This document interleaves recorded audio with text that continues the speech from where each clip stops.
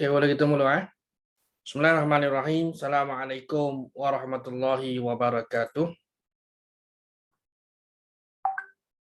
Innal hamdalillah nahmaduhu wa nasta'inuhu wa nastahdihi wa nastaghfiruh wa na'udzu billahi min syururi anfusina wa sayyiati a'malina. وسيئات أعمالنا من يهده الله فلا مضل له ومن يضلله فلا هادي له أشهد أن لا إله إلا الله وحده لا شريك له وأشهد أن محمدا عبده ورسوله أما بعد. Tuan-tuan dan puan-puan, muslimin muslimat yang dirahmati Allah sekalian, alhamdulillah bertemu kita dalam majlis ilmu wacana Wahai Orang yang Beriman yang dibawakan oleh Akademi Tadabbur Malaysia seperti biasa hari Selasa malam Rabu.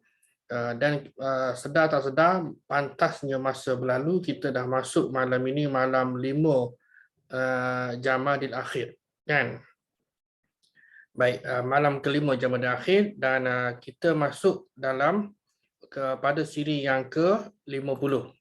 Dan kita ada berapa siri lagi? Maknanya rasanya ada 4 siri lagi lah sebelum kita tamatkan kuliah tentang Wahai Orang yang Beriman ini. Ada 4 siri lagi, insya-Allah. Baik, tuan-tuan dan puan-puan yang dimuliakan Allah Subhanahu Wa Taala sekalian. Baik, pada malam ini siri yang ke-50 kita akan masih lagi berada dalam surah Al-Ahzab, namun pada ayat-ayat yang terakhirlah. Okay, dalam surah Al-Ahzab ayat 70 yang dapat kita berikan tajuknya iaitu dorongan untuk bertakwa dan berkata benar. Berdasarkan kepada firman Allah Subhanahu Wa Taala, a'udzubillahi minasyaitonirrajim. Ya ayyuhallazina amanu taqullaha wa qulu qawlan sadida. Ya ayyuhallazina amanu taqullaha wa qulu qawlan sadida. Ayatnya ringkas sahaja, berapa patah? Ya ayyuhallazina amanu 3, ittaqullaha 5, wa qulu 6, qawlan 7, sadida 8, kan? Ayat yang cukup ringkas. Baik, terjemahannya, ya ayyuhallazina amanu, wahai orang yang beriman, ittaqullaha. Apabila diwasal, maka perkataan hamzah bagi bawah ni kata perintah atau fi'il amal tu jadi hilang, kan, dihilangkan jadi ya ayyuhallazina amanu taqullaha. Wahai orang beriman, bertakwalah kamu kepada Allah Subhanahu Wa Taala, wa qulu, dan kata perintah yang kedua wa qulu, dan berkatalah qaulan sadida, dengan kata-kata yang benar, dan berkatalah dengan kata-kata yang benar. Wahai orang yang beriman, bertakwalah kamu kepada Allah dan katakanlah perkataan yang benar. Dia punya apa dia? Dia punya impaknya di sini, kan? Saya ambilkan juga ayat 71 supaya kita dapat memahami apa yang dimaksudkan oleh Allah Subhanahu Wa Taala dalam ayat ke-70.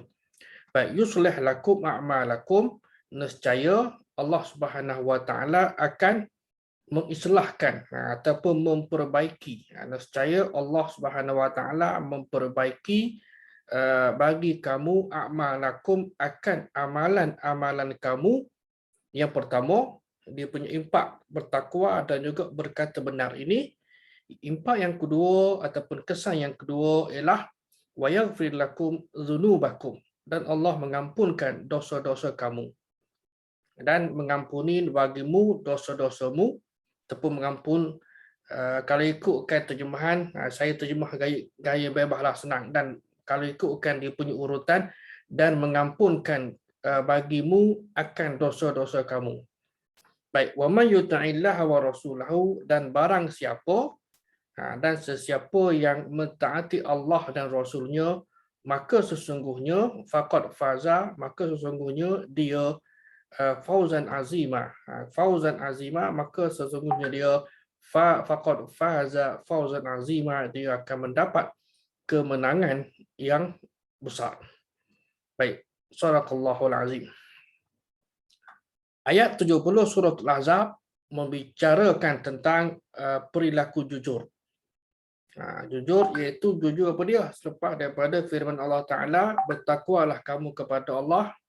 Dan yang kedua ialah berkata qaulan sadida, dengan kata-kata yang benar, yang tepat, yang betul. Kan? Orang kata mungkin bukanlah kata skema, tapi kena bijak, bergantung kepada keadaan dan suasana. Baik, ia menegaskan bahawa umat Islam agar bertutur kata yang benar dan sesuai dengan fakta. Fakta maknanya ialah benda yang berdasarkan kepada fakta. Kalau kita hari ini bila kita bercakap tentang agama, tentang perkara yang melibatkan agama, sudah tentu di pihak kami lah, para asatizah, kita akan didik masyarakat untuk mengetahui mana ataupun apa sumbernya. Mana sumbernya. Dan sumber tadi itu kalau Al-Quran, okey, jelas ayat berapa, surah apa, kemudian tafsirannya pula ambil daripada mana. Dan kalau pandangan kitab-kitab tafsir, ada tafsir maksud, ada tafsir ra'i, dan pandangan-pandangan yang terpilih dan juga muktabar supaya pemahaman dan penerimaan serta kefahaman masyarakat tadi itu berada pada on track, pada landasan yang betul. Justru kamilah, kan, di Akademi Tadabbur Malaysia dan saya secara khususnya begitu menitik beratkan tentang soal pengambilan sumber supaya apa yang disampaikan kepada audiens adalah berdasarkan kepada ketepatan dan kesahihan sumber yang dirujuk dan sesuai dengan fakta. Baik, Allah Subhanahu Wa Taala dalam suratul Ahzab ini memerintahkan dua perkara. Kan kita perasan tadi, ya ayyuhallazina amanu ittaqullah, bertakwalah kamu kepada Allah. Ini kita sedia maklum, terutama bagi orang lelaki, sampai minggu diperingatkan oleh khatib. Yang ni tepat ni biasanya jemaah ni dia belum lena lagi. Kan, sebab dia mula-mula dah, sebab awal kan. Di awal khutbah. Ittaqullah, kan? Awal khutbah. Kalau jemaah ataupun makmum solat Jumaat tak dengar yang ini, memang teruk sangatlah tu. Kan? Teruk sama ada dia datang lambat tu, itu lain hal lah, kan. Kecuali apabila dah berada dah dalam masjid ni, dia terus lena. Mungkin jugalah, kan. Mungkin juga sebab dia datang awal sikit sebelum azan, kan. Jadi khatib naik mimbar pun dia tak sedar, kan. Dia masih lagi dalam lena yang apa, yang panjang ke apalah. Baik. Jadi pertama ialah berkaitan dengan takwa. Yang kedua, perintah kedua berkaitan dengan tutur kata yang jujur ataupun yang benar dan ataupun jujur. Baik, perintah takwa ini bersekali dengan perintah jujur. Ada hikmah dia. Kita perhati tengoklah, kan, takwa dia banyak dihubung kaitkan dengan pelbagai perkara, perbuatan, tindakan, amalan dan sebagainya yang menuntut umat Islam untuk melakukannya. Tapi dia punya asas ataupun basic adalah takwa. Sebab apa? Macam kita kata, kita baca ayat inilah, kan, tuan-tuan masih ingat lagi tak?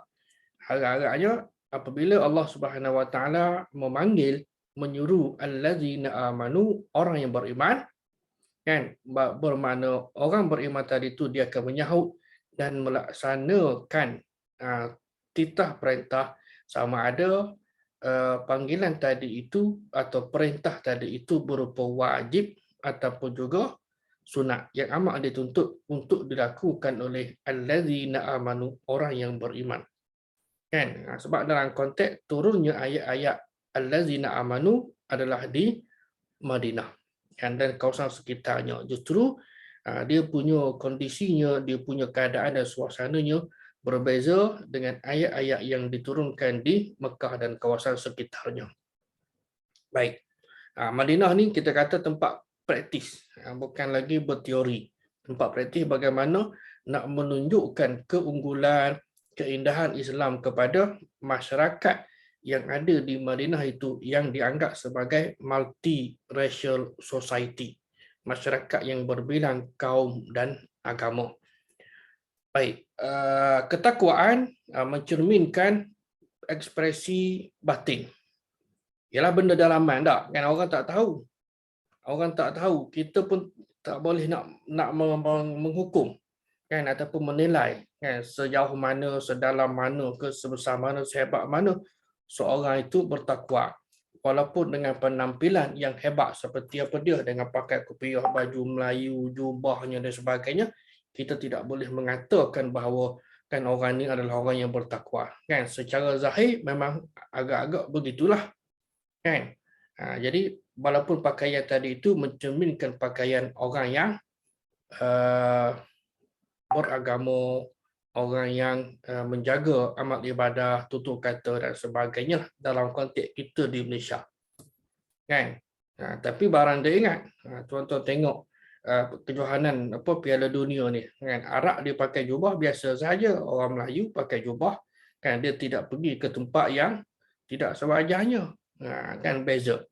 Baik, jadi mencerminkan ekspresi dalaman ataupun batin seseorang yang beriman, sedangkan berkata jujur ataupun benar merupakan ekspresi zahir yang luaran daripada keimanan seseorang. Begitu juga dengan kata-kata celaan, kan kita dengar biasalah sebahagian daripada orang, ini bukan latah, mak kau, tak, ataupun saya dengarlah ada kawan-kawan dia kata di Melaka.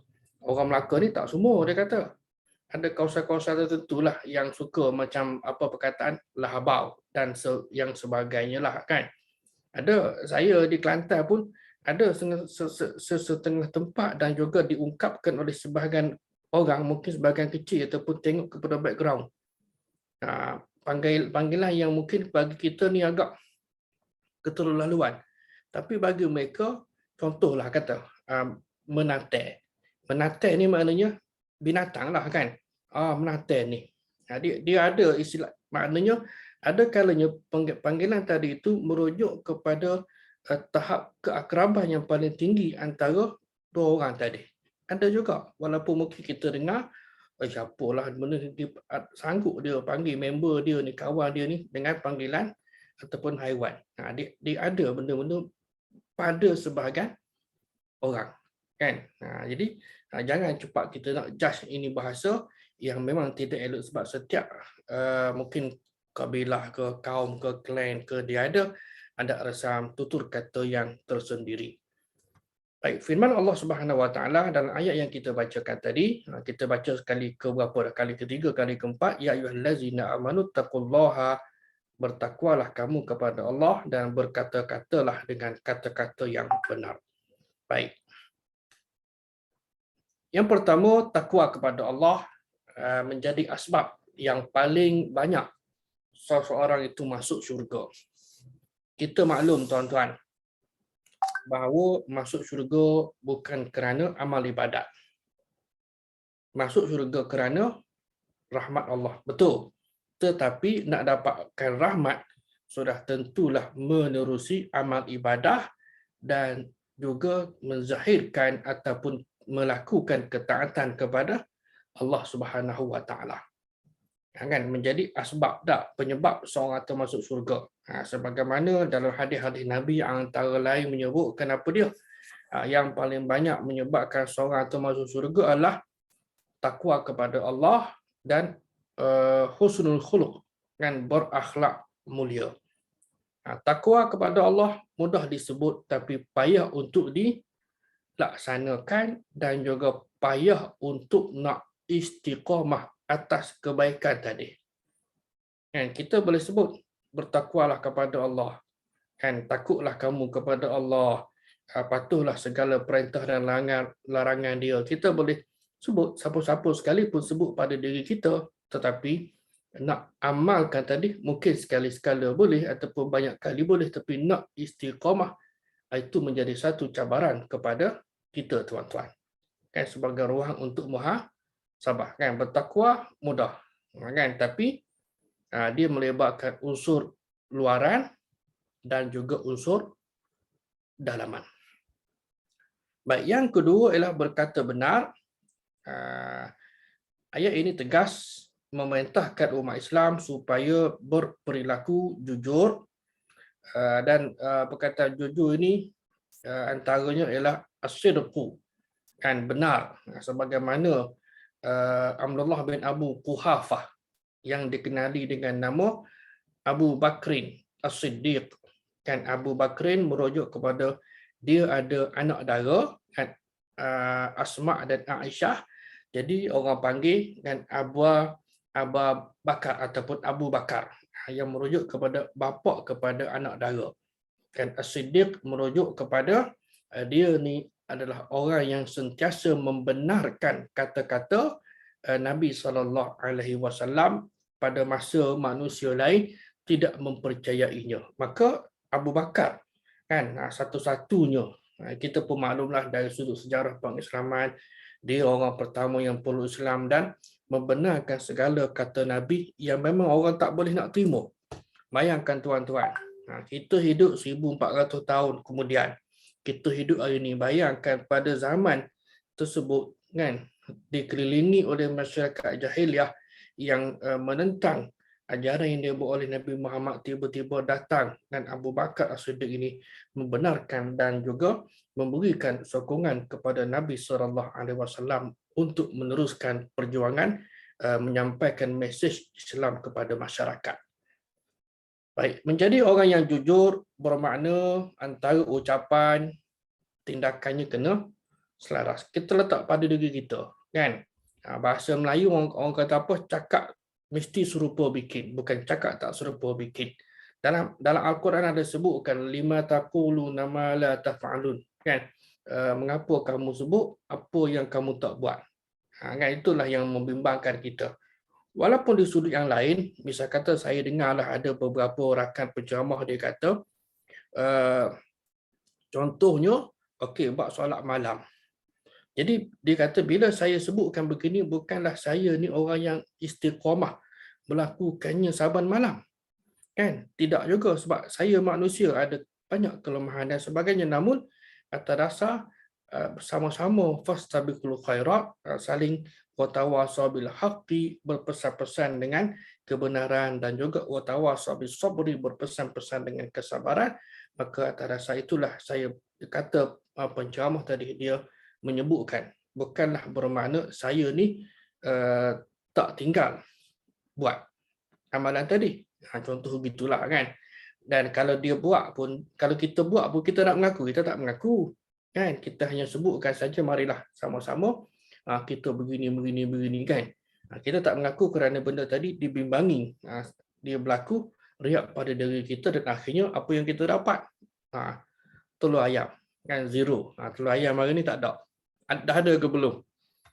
Baik, jadi antara tindakan dan kata-kata mesti selaras. Ini bahaya, kan. Al-Quran pun mencela orang yang tidak sama antara ucapan dengan perbuatan. Nah, baik, dia tidak pernah berdusta ataupun bohong ataupun juga memanipulasi fakta. Ini kadang-kala berlaku tak, kan? Berlaku, tak kiralah orang politik ke orang tidak politik ke, sama ada dia salah faham. Ini juga berlaku kadang-kala, tuan-tuan. Bila kita hadir satu majlis, kan, penceramah tadi tu cakap lain, kan. Cakap sekian-sekian, kita pula salah faham. Salah faham kita sebarkan kepada yang lain yang kontra dengannya. Satu, yang jenis kedua ialah kita tak ingat fully ataupun exactly teks dia, maka kita ambil separuh. Yang separuh tadi itu sama ada dia boleh merincakkan maksud asal yang disampaikan oleh penceramah tadi. Pun ada juga, kan. Dia ada juga kadang-kala, ini biasalah yang saya dengarlah makcik-makcik, dia kata bila dia pergi hadir majlis-majlis ilmu ni, ustaz membacakan ayat Quran sekian-sekian, membacakan hadis sekian-sekian. Lalu dia ceritalah, dia kata, okey, ustaz kata, contohlah kata tak, berdasarkan kepada hadis Nabi. Kan, misal kata hadis Nabi ni, makan tangan kiri, siapa yang makan dan minum tangan kiri, maka dia makan dan minum bersama syaitan. Contoh tak, itu hadis Nabi. Jadi makcik tu kata, ustaz kata, siapa makan dan minum kan dengan tangan kiri, maka dia makan bersama syaitan. Lalu bila saya dengar, saya kata begini makcik, bukan ustaz tu kata, ustaz tu menyampaikan apa yang Nabi sebut dalam hadis dia. Kena faham tak? Memanglah kita faham dah maksud ustaz tadi tu, dan maksud makcik itu nak menyampaikan konten tadi, tapi dari sudut menyandarkan. Kan? Bukan ustaz tu kata, ustaz menyampaikan sabda Rasulullah yang menyebut kaza wa kaza, sekian dan sekian. Oh macam ni, ini dari sudut disiplin ilmu bagaimana kita mendengar ayat Quran, bagaimana kita mendengar hadis Nabi. Yang ada kalanya orang dia ambil ekstrak saja, dia ambil ekstrak ataupun juga dia ambil mafhum, ambil kefahaman, sama ada kefahaman yang lengkap ataupun kefahaman yang separuh-separuh. Kan? Ini macam-macam ragam manusia. Oleh sebab itu, bila nak menyampaikan suatu ilmu, terutama yang melibatkan ayat Quran dan juga hadis Nabi, kena benar-benar, kena betul-betul pasti ia betul, tepat, barulah boleh sampaikan. Kalau tidak, kan, naya kepada pihak pendengar akan mendapat maklumat fakta yang kurang tepat ataupun yang tidak tepat. Baik. Sifat jujur cerminan dari rasa iman yang ada dalam hati. Kita maklum kan, bab jujur, amanah dan sebagainya ni, memang kita maklum tuan-tuan. Kan, jumpa handphone atas kedai makan, kan, di atas meja di kedai makan, ambil ke tidak, ada dompet, ada duit, kan. Jadi apa maknanya? Dia adalah cerminan ataupun patulan apa yang ada dalam hati kita. Bab kata hadis Nabi SAW kan, yang panjang ni, artinya kalau baiklah seluruh anggota kan, maknanya apa dia, berpunca daripada ala wahyi al-qalbu. Artinya kalau baik hati, kalau hati manusia itu baik, maknanya yang luar tadi itu akan jadi baik. Artinya dia berpunca daripada al-qalbu, jantung hati, ataupun orang Melayu panggil hati. Dalaman yang baik, maka dia akan mencerminkan apa yang berada di luaran. Baik, sifat jujur bagi orang mukmin, bagi Muslim, merupakan puncak keimanan. Puncak keimanan dan karakteristik dia punya behavior, tingkah laku, perangai dia dalam kehidupan dia. Dan jika orang yang beragama tidak bersikap jujur, jika orang beragama ni siapa? Dengan makna umum, dengan makna khusus. Kita ni orang beragama. Tapi apabila disebutkan secara khusus orang beragama, merujuk kepada orang yang alim. Dia ada istilah khusus kefahaman kan. Orang alim, orang awam. Kalau secara umum kita mesti ada agama. Jadi jika orang beragama kan tidak bersikap jujur, artinya kalau orang yang ada kuat dan mantap pegangan agamanya, dia tidak bersikap jujur, manipulasi, putar belik, cakap berbelik-belik, berdusta, kan, tidak tepati janji, dan yang sewaktu dengannya banyaklah sifat mazmumah, kerana secara agama tidak akan berdiri dengan tegak dan benar. Kan? Yang ada adalah tipu daya, bohong, kacau, dan habis rosak dunia ni. Sebab apa? Sebab dirosakkan oleh golongan yang beragama tadi. Ini bahaya, kan? Golongan yang beragama tadi merujuk kepada pemuka agama, bukannya merujuk kepada masyarakat yang awam. Tidak, masyarakat yang awam ni dia ada agama, kan? Misal kata kita lah orang Islam, kebanyakan masyarakat kita ni adalah followers, maknanya dia sebagai muqallid, kan, pengikut, kan, mana taklid lah dia ikut, kan. Kalau biasanya masyarakat kita ni dia ikut mufti, kan, apa yang dipegang oleh mufti, maka itulah yang diikut oleh orang awam bagi setiap negeri. Itu konsep dia, kan, kerana dari sudut ilmu dan akalnya, kan, dia tidak sampai untuk nak berikhtiar sendiri, kecuali dia memang dia belajar betul, tak apalah. Tapi cara umumnya memang begitu. Maka di situlah peranan mufti dalam sebuah wilayah ataupun kawasan mengeluarkan pandangan hukum dan sebagainya untuk diikuti oleh rakyat jelata. Jadi pandangan kita adalah pandangan mufti. Amalan kita adalah amalan mufti. Baik, yang ada adalah tipu daya. Ini yang bahaya ni. Kalau orang agama tadi tak kira siapalah, saya tidak merujuk kepada kadi ke, mufti ke, imam ke, pemimpin beragama ke, kita letak. Kalau orang yang pemuka-pemuka agama tadi itu orang yang tidak jujur, kan, yang menyembunyikan kebenaran, maka agama tadi itu jadi kacau bilau dan ditegakkan di atas sesuatu yang tidak benar. Akhirnya masyarakat ataupun rakyat jelata jadi mangsa. Baik. Sebab kejujuran adalah komponen rohani yang memantulkan ataupun yang mengeluarkan sikap terpuji. Misalnya orang yang selalu jujur, dia akan berani menyatakan kebenaran. Macam budak-budak lah, kita tanya, dah makan belum? Kan? Dah makan belum? Dia jawab, belum. Kan? Dia jawab belum. Mak dia kata pesan dah, kan? Kalau pergi rumah orang, kata dah makan. Contohlah. Tak.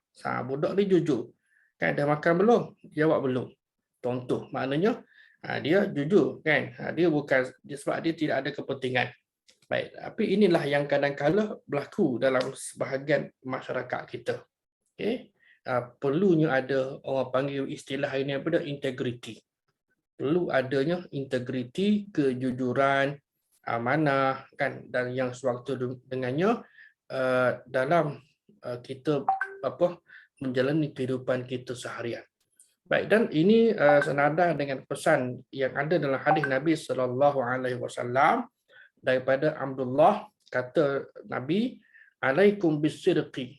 Alaikum bisidqi, hendaklah kamu benar. Hendaklah kamu benar ataupun jujur.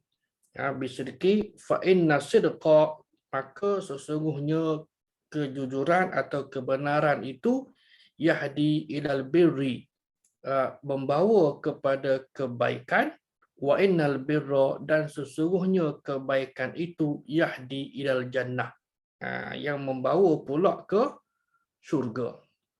Ada terjemahan yang bawah di sinilah yang ringkasnya. Baik.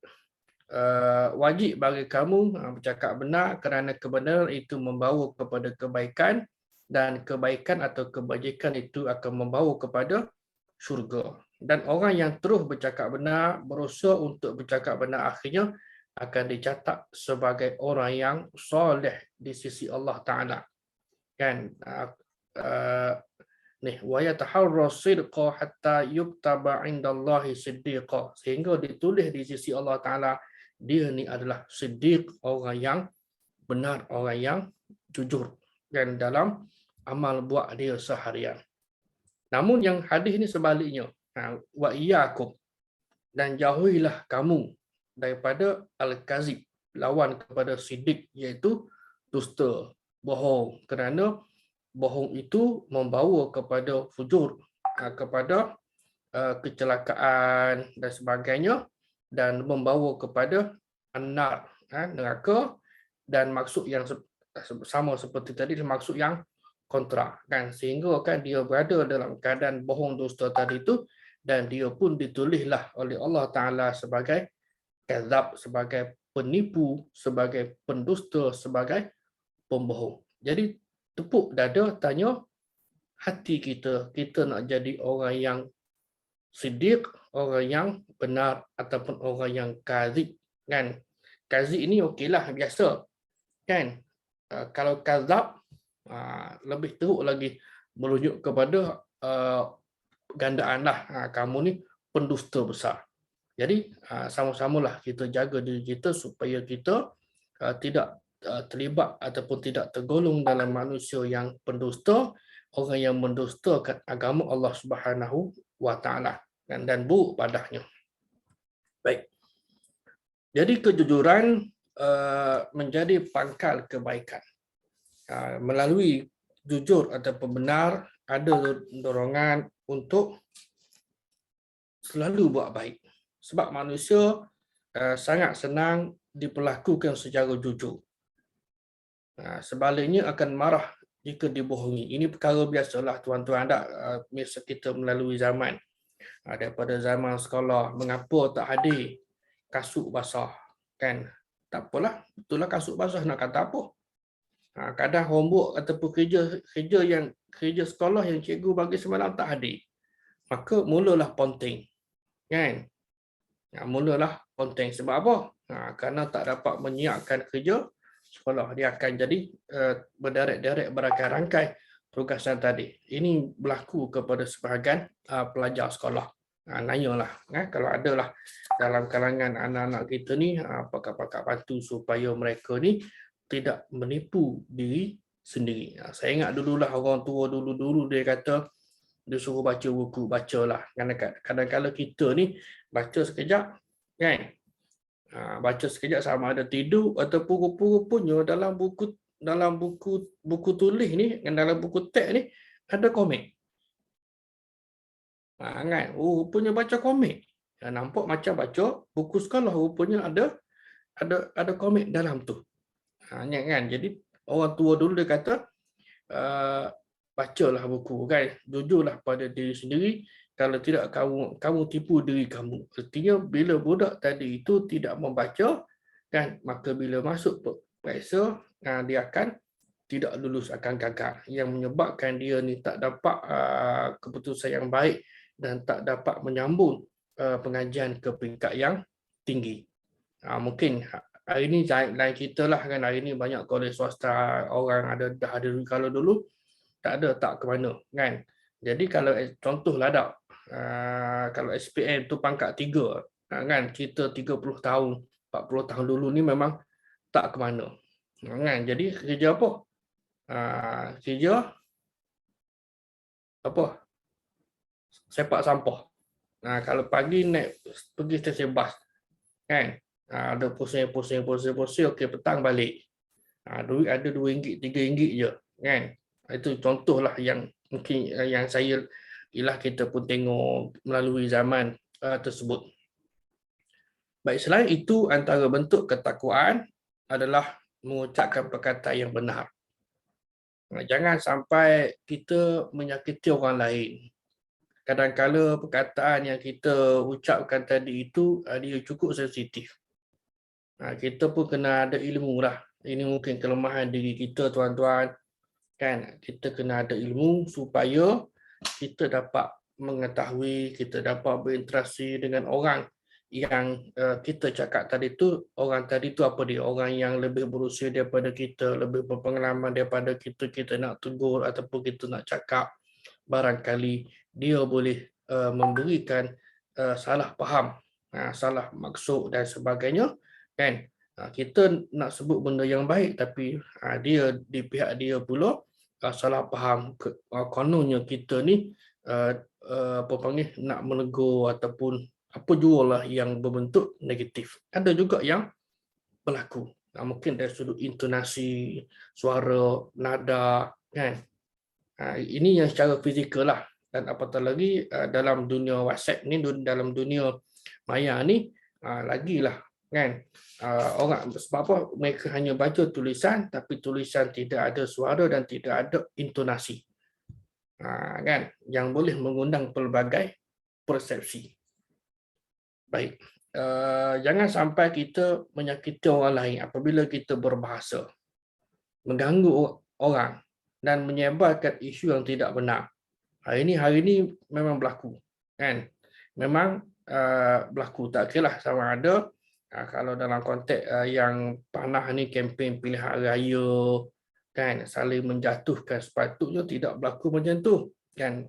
Kita nak wujudkan kematangan masing-masing pihak yang bertanding, kemukakan manifesto, bukannya saling mengaitkan, saling melondeh antara satu sama lain.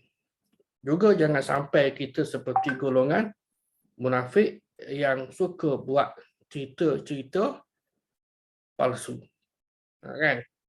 Jangan sampai begitu. Kita dulu tidak adalah, kalau orang tua dulu dia ada peribahasa, ada bidalan, dan sebagainya. Dia tidak buat berita palsu. Ada kalanya contohlah kata jangan panjat pokok betik, nanti sekian-sekian. Jangan duduk atas bantal, nanti naik bisul. Kan?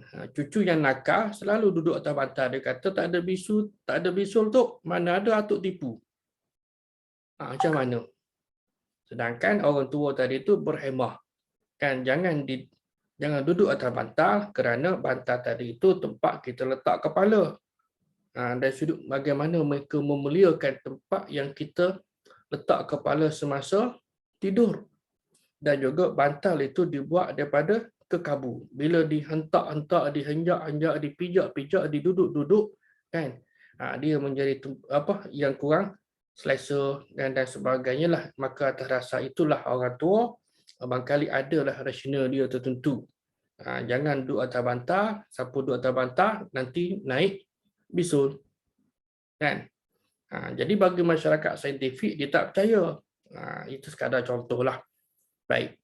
Hal ini perlu kita ingatkan pada zaman sekarang agar jangan sampai ada yang berbicara masalah agama menggunakan pentafsiran sendiri. Tuan-tuan boleh tengok dalam 3-4 hari ataupun dalam seminggu inilah ada beberapa isu, kan? Ada beberapa isu yang tak tahulah. Ada seorang ustazah ni kan begini-begini. Tuan-tuan tengok tak? Macam-macam lah. Allahu Akbar. Baik, sesungguhnya seorang da'i ataupun siapa saja yang menyampaikan suatu ilmu agama khususnya diminta bertanggungjawab di hadapan Allah Subhanahu Wa Taala. Kalau kita menyampaikan suatu hadis palsu, suatu berita yang tidak betul, yang tidak tepat, apatah lagi yang berkaitan dengan perihal keagamaan. Kan? Hadis Nabi SAW lah, contohlah kata amalan sekian-sekian. Saya selalu sebutkan adalah dalam kalangan saudara mara kami lah, kan. Bila dia duduk postkan sekian-sekian bacaan sekian-sekian, saya kata begini, misal kata bab naik kenderaan.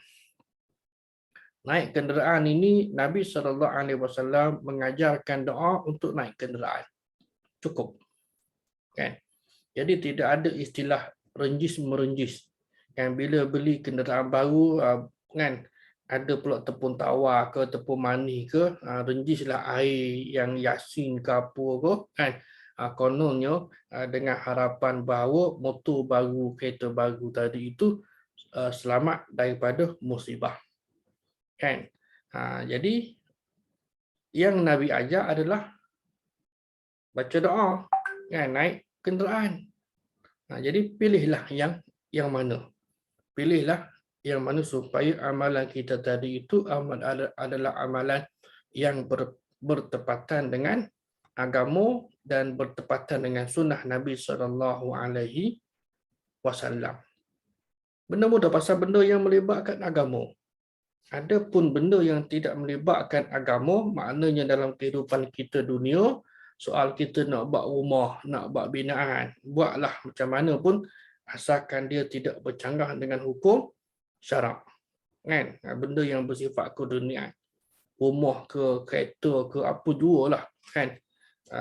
Selagi tidak bercanggah dengan hukum syarak, maka boleh buat. Adapun yang berkaitan dengan perihal ibadah, berpadalah sebagaimana yang diajarkan oleh baginda sallallahu alaihi wasallam. Baik, tuan-tuan dan yang dimuliakan Allah Taala sekalian. Dan juga jangan sampai ada orang berfatwa ataupun mengeluarkan pandangan, pendapat mengikut hawa nafsu. Hari ini banyak kan kita didik diri kita, kalau tak tahu jawab tak tahu. Senang je. Saya orang tanya, kan yang ni saya tak tahu, wallahu alam, kan. Mungkin orang tak tahu, ustaz pun tak tahu. Tak, betul. Kerana tidak semua benda, perkara, masalah kita tahu. Berikan saya sedikit masa, mungkin dalam kuliah yang berikutnya saya akan cari, kan, dan beri jawapan kepada tuan-tuan pada minggu yang berikutnya. Contohlah kan, kalau kita tidak tahu, dan sebaik-baiknya pula kutkan pandangan ulama sekian yang mengeluarkan pendapat tersebut. Baik, seseorang yang dapat menjaga lisannya, lidah dia, kerana lidah ni cukup bahaya tak? Maka Allah Ta'ala akan memberikannya balasan. Balasan tersebut ada pada ayat yang berikutnya, ayat 71 yang tuan-tuan boleh baca sebentar lagi lah. Baik, jadi tujuan suruhan ayat 70 ini, ya ayyuhallazina amanu taqullaha wa qulu qawlan sadida, adalah untuk mencapai amalan yang baik. Apabila seseorang itu beramal dengan amalan yang baik, amal yang soleh, dan amalan yang baik artinya amalan yang ada nas dan dalil pensyariatannya dalam agama.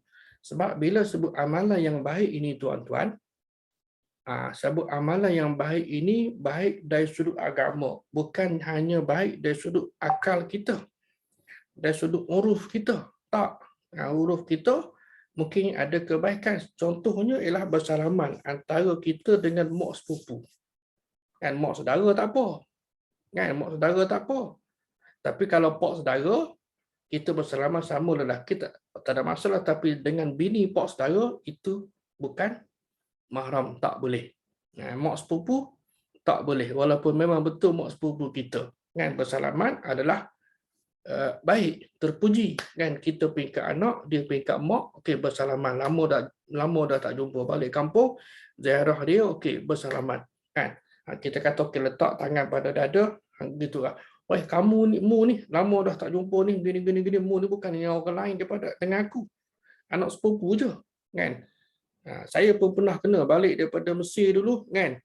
Jadi bila pergi ziarah rumah, mereka kata rumah Mak Ngah ke Mak Tih ke siapa-siapa lah yang memang zaman kecil kita duduk belengkar rumah-rumah mak sepupu ni. Saya kata tak boleh, kata dulu masa kecil-kecil tak apa, kita budak-budak. Sekarang kita dah jadi bapak budak, kan, contohlah tak boleh, kata. Soal pangkat ialah sebab kata Mak Ngah ke Mak Tih ke Mak Long ke, peringkat mak sepupu kata, bukan mak saudara. Kan? Jadi orang Melayu ni dia ada juga dulu-dululah, tak apalah ambil kain berlapik. Jadi kononnya tidak bersentuhan tak antara kulit lah, kan. Sebenarnya benda tu pun juga tidak boleh. Pelan-pelan kita educate masyarakat, kita didik masyarakat. Jadi ada orang yang boleh kita bersalaman dan ada orang yang tak boleh kita bersalaman walaupun dalam kalangan kaum kerabat kita sendiri. Kan? Lepas dua contohlah kata tak, memang rapat, soal rapat, tapi dari sudut hukum kita kena jaga. Maknanya poin tadi ialah dari sudut uruf, kan, baik bersalaman dengan manusia, dengan saudara mara, baik, tapi ada hukum yang membenarkan dan ada yang tidak membenarkan. Maka itulah agama. Itulah agama. Kalau kita fikir ikut akal kita, apa salahnya benda baik lagi pun bukan kami buat benda jahat. Bersalaman, adakah jahat? Tidak. Kan? Bersalaman dengan mak saudara, mak sepupu. Kan? Benda yang baik. Tapi mengapa Islam menegah? Kerana mereka ni bukan mahram. Nak fikir akal tak selesai. Jadi oleh sebab itu bila kita faham asas agama, ada yang boleh dan ada yang tak boleh kita lakukan walaupun akal kita dan adat kita mengatakan ia boleh dan tidak salah. Tapi itulah agama. Dahulukan agama daripada adat, kan? Mungkin sebagian orang tak apalah, biar mati adat, biar mati anak daripada mati adat. Terpulanglah kepada masing-masing yang kita bimbang apa dia. Amalan-amalan tadi itu akhirnya sia-sia. Baik, maka amalan itu sendiri akan diterima oleh Allah Ta'ala sebab dia menjadi amal yang soleh. Dan asbab tadi itu menjadi amal yang soleh, dan kalau tidak dia akan menjadi sebaliknya, malah amal tadi itu menjadi sia-sia sahaja. Kan, kalau setakat sia-sia okey lagi lah, zero value, tidak ada pahala, tidak ada dosa. Yang malang sekali ialah contoh kata bersalaman dengan mak sepupu. merupakan satu perbuatan yang baik dari sudut akal dan juga dari sudut uruf. Tapi mengapa dapat dosa? Takkanlah berdosa. Aku bersalaman, dia pangkat mak sepupu aku. Kan Islam tidak membenarkan sama sekali, maka apabila yang salah, yang haram, maka seorang tadi itu dia akan dapat dosa. Mudah saja kaedahnya. Kan? Baik.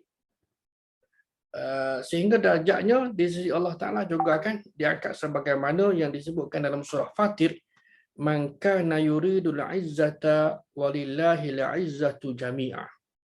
Siapa yang nakkan kepada izzah, kemuliaan, kan, maka falillahil izzatu jami'ah, maka barang siapa yang menghendaki kepada kemuliaan, maka Allah lah bagi Allah lah kemuliaan itu jami'ah, semuanya.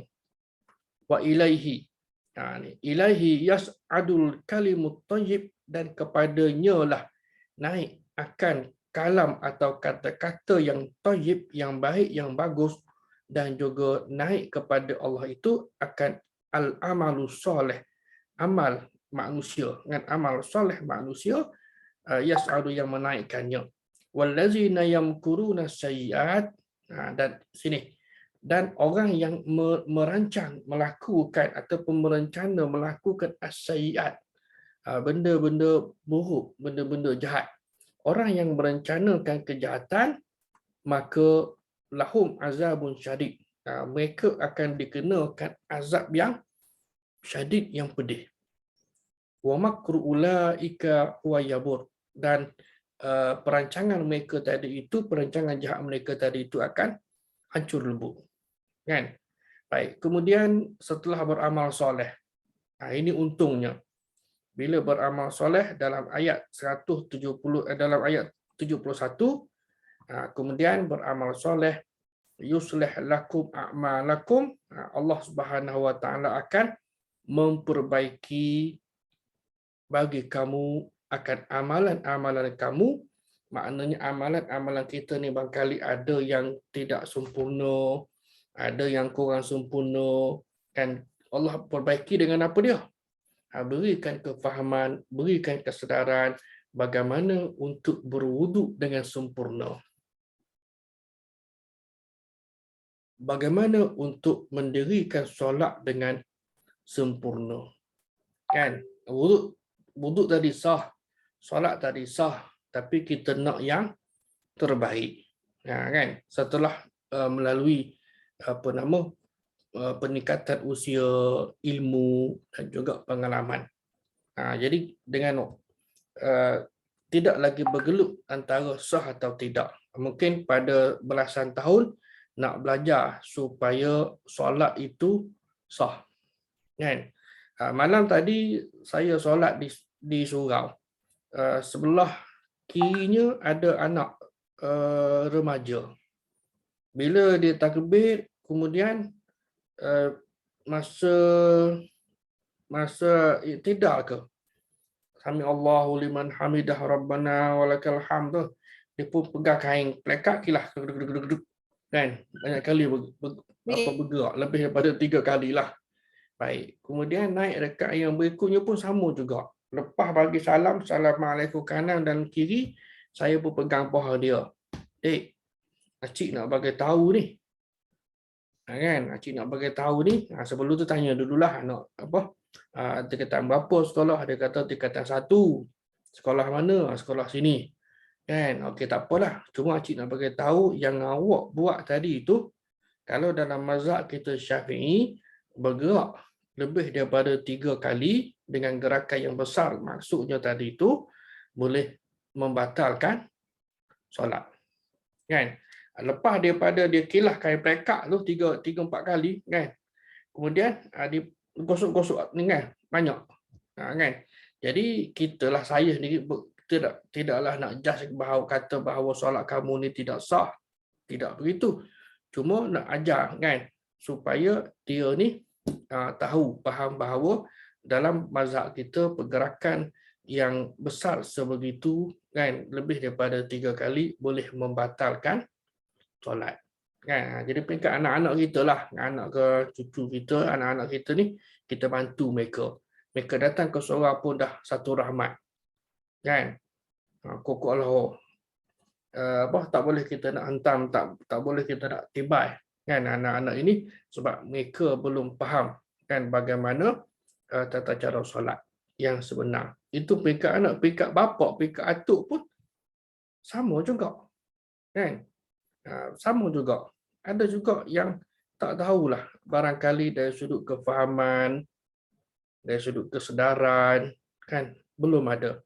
Ada yang rajin datang ke surau, tapi wallahualam lah, saya pun rasa pernah dalam kuliah pun saya sebutkan, macam mana tuan-tuan kita nak tegur, kita nak perbaiki orang yang sedemikian. Kan? Benda-benda yang bersifat dari sudut kesempurnaan. Sah ni, sahlah kita kata okey, secara umumnya sahlah kan kalau dalam konteks solat yang dilakukan, solat maghrib misal kata contoh yang dapat kita tengok tu, secara umumnya sahlah kan, dari sudut gerakan pun tak banyaklah. Maknanya orang tua ni dia fahamlah kan, bandingkan dengan anak-anak remaja. Tapi dari sudut kesempurnaan masih lagi perlu kepada penambahbaikan dari sudut pengetahuan dan kefahaman. Kokoklah orang kata, oh ustaz tak perlu kisah sangatlah, asalkan solat dia sah. Betul lah, tapi kita nak buat yang terbaik kan. Kita nak buat yang terbaik, dan apatah lagi bagi mereka yang dah mencecah 5 siri ke atas. Biarlah amalan tadi itu amalan yang terbaik dengan sebaik dan sesempurna yang mungkin. Sebab hari ini kita boleh akses ujung jari maklumat. Kan? Kalau dulu payah. Kita letak 30 tahun dulu. Kan? Tahun 90 lah kata tak. Tidak semudah itu. Artinya hari ini dah ada kesedaran mengapa tidak kita up sikit masa ilmu kita untuk kita belajar kan, dan memastikan bahawa amal ibadah kita ni adalah daripada sumber yang sahih, dan kita buat pun berdasarkan kepada kefahaman yang betul sebagaimana yang ditunjukkan oleh Nabi SAW. Terutama bab solat lah. Kalau puasa tidak ada masalah dah. Puasa tidak ada masalah. Dia jangan sangatlah. Walaupun ada sedikit sebanyak tu, tapi secara umumnya niat puasa besok hari Khamis. Contohlah kan, besok hari Rabu dah. Besok hari Khamis, okey, hari Khamis memang hari disunatkan untuk puasa. Hari Rabu tak, kalau esok nak puasa sunat, maka kita bantu masyarakat tidak ada istilah puasa sunat pada hari Rabu. Habis kalau buat juga, kan, tak boleh kata sunat kerana sunat ini ada ganjaran pahala, dan bila tidak sunat berpuasa, tidak disunatkan berpuasa pada hari Rabu, jadi bila buat kan dia akan dapat zero value. Ustaz ni tahu ke macam dia tu Tuhan? Tak. Kita ada kaedah dia kan. Ada kaedah kerana hari puasa dia ada hari-hari yang disunatkan. Samalah juga kita solat. Kita solat sunat lepas asar. Kan? Kita solat sunat lepas subuh doa tuan-tuan. Walaupun tujuan amalan tadi itu bertujuan untuk mendekatkan diri kepada Allah Ta'ala, ia tetap tidak dibenarkan sama sekali. Kerana apa dia? Kerana waktu tadi adalah waktu larangan untuk mendirikan solat. Kan? Tuan, dia ada larangan dia. Habis di Mekah lain. Di Madinah, Madinah tertakluk. Kan? Saya dah cerita dah dalam kuliah yang dahulu pun, bila pergi umrah tahun 2019, tanyalah Haji ni, tanya parti setelah beberapa kali parti, tanyalah Haji solat apa? Dia kata solat gini-gini. Kita di Madinah ni tak sama macam di Mekah. Kan, di Mekah memang 24 jam waktunya, tapi di Madinah sama seperti di Malaysia, ada waktu halal dan ada waktu yang larangan. Kan? Baik. Jadi yang pertama ialah yuslih lakum a'malakum. Allah perbaiki amalan kamu. Wa yaghfir lakum dzunubakum. Dia punya apa dia? Impak tadi. Ya ayyuhallazina amanu, yang pertama yang ittaqullah, yang kedua berkata-kata baik, wa qulu qawlan sadida. Apa dia punya kesan, dia punya impak dia kebaikan kepada manusia yang beriman tadi. Allah akan baiki amalan kita, dan yang kedua ialah Allah akan ampunkan dosa kita. Kan? Dengan syarat tadi lah, dengan syarat bertakwa, dan juga ialah berkata-kata dengan perkataan yang benar, yang baik. Baik. Wa may yuti'illaha wa rasulahu, dan barang siapa yang taat kepada Allah dan kepada Rasulnya, faqad faza, maka sesungguhnya dia telah berjaya, fauzan azima, dengan kejayaan yang besar. Dia telah mendapat kemenangan yang besar. Berdasarkan kepada ayat ini, jelas bahawa Allah Subhanahu Wa Taala akan baiki segala amalan kamu dan mengampuni dosa kamu. Yang saya sebutkan tadilah, nak baikinya artinya dengan memberi kesedaran kepada kita. Kan? Kalau nak baiki amalan puasa macam mana?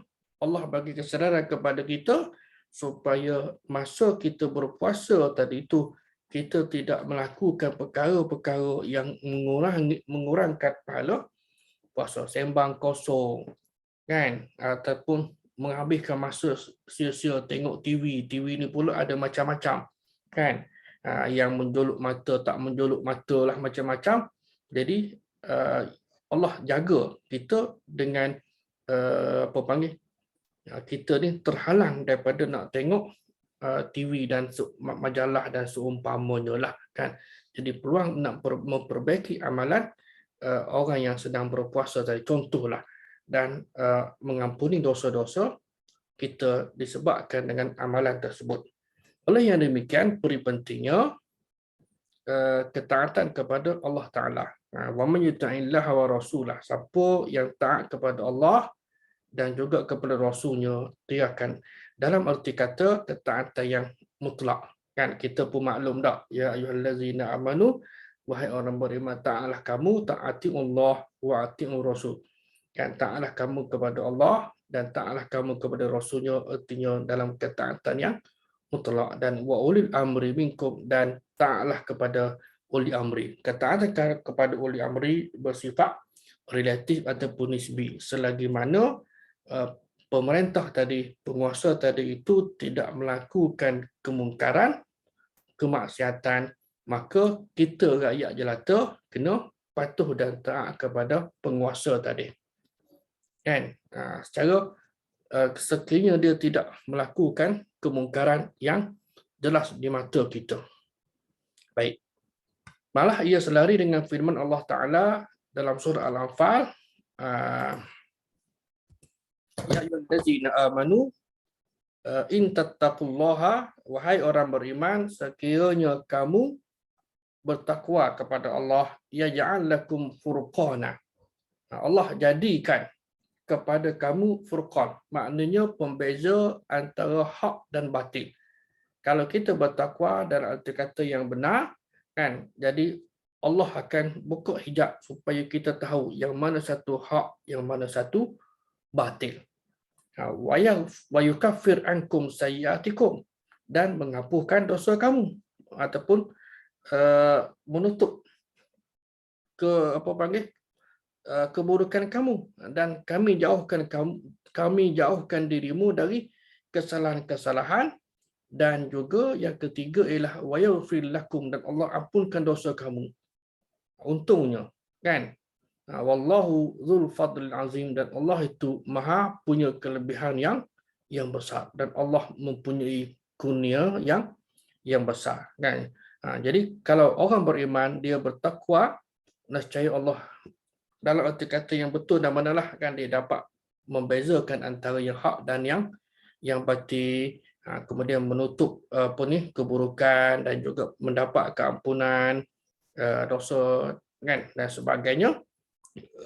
Dan walaupun ayat di atas berkenaan dengan perintah Allah Ta'ala, kalau kita tengok kepada konteks ayat ini ialah dalam masa perang, tetapi kan, secara umumnya juga atas keumuman ayat ialah setiap orang mesti taat, patuh kepada arahan dan hukum Allah Subhanahu Wa Ta'ala. Jadi bagi orang yang bertakwa, dia akan sentiasa jaga hukum. Kita letak kita contohlah kan, kita nak jadi baik. Kan nak jadi baik walaupun mungkin kadang-kadang tersasar juga, contohlah ada kan. Jadi amalan-amalan kebaikan, amalan rutin. Ada orang okey dia baca Quran 3 muka surat sehari. Hari ni tak dan, hari ni 1 muka surat aja dia keluh kesah. Kan itu amalan yang sunat. Apatah lagi amalan yang wajib, saya rasa bagi allazina amanu tidak ada masalah. Kan mereka tak jadi isu di dalam melaksanakan tuntutan yang wajib. Cuma tuntutan yang sunat ini untuk meningkatkan takarrub, kedekatan mereka kepada Allah Subhanahu Wa Taala. Baik, orang bertakwa sentiasa jaga hukum dan memikirkan apakah yang Allah nak mereka buat dalam setiap perkara. Yang ni macam mana? Apakah panduan bimbingan Allah kepada kita manusia? Ketika nak buat apa-apa sahaja, dia akan fikir, apakah benda ni halal atau haram? Sebab suatu perbuatan ni halal atau haram. Kalau haram dapat dosa. Kan maka fikir-fikirkanlah atas dasar ya ayyuhallazina amanu, wahai orang beriman, kan kerana di sebalik suruhan Allah Taala kepada orang beriman tadi ada tuntutan yang mesti dilakukan dengan sebaik-baiknya. Sebagai kesimpulan, tegasnya ayat 70 suratul Ahzab ini menyentuh perihal takwa yang bermaksud meningkatkan ketakwaan kita kepada Allah Subhanahu Wa Taala, bercakap benar, jujur dalam setiap tindakan dan perbuatan. Yang ni yang kadang-kadang payah. Tengok iklan dalam TV bak rasuah, kena saman, kan? Bukan boleh pula minta duit, tapi yang driver kena saman tu pula nak bagi duit nasib baik, anak tegur, itu iklan lah kan. Baik, jika semua orang beriman akur kepada perintah Allah, walaupun nampak teori, tapi nescaya kehidupan manusiawi akan damai, akan tenang. Namun tidak semua manusia akan selalu patuh dan taat kepada perintah Allah Ta'ala. Ruang untuk muhasabah diri. Dan saya kira sekadar itulah untuk kali ini.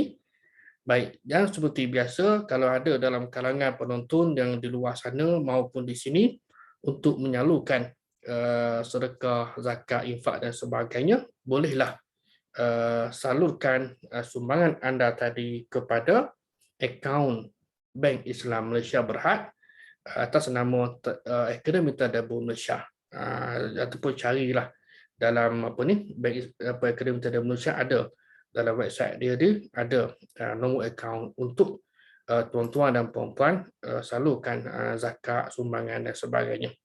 Baik, saya kira sekian dahulu untuk kali ini. Mudah-mudahan perkongsian ringkas pada kali ini ada manfaatnya yang baik daripada Allah Ta'ala. Mudah-mudahannya begitu. Dan yang lemah itu adalah kelemahan dan kekurangan dari saya. Saya mohon ampun dan maaf. Aku liqauli haza. Astaghfirullahalazim li wa lakum. Wassalamualaikum warahmatullahi wabarakatuh. Terima kasih. Jazakumullah khairan katsiran atas sokongan dan komitmen tuan-tuan dan puan-puan sekalian menjayakan majlis ilmu kita, dan kita tangguhkan dengan kafaratul majlis dan suratul As. Wallahu a'lam. Assalamualaikum warahmatullahi wabarakatuh. Waalaikumsalam warahmatullahi wabarakatuh. Jazakallah khairan Ustaz. Barakallahu fikum.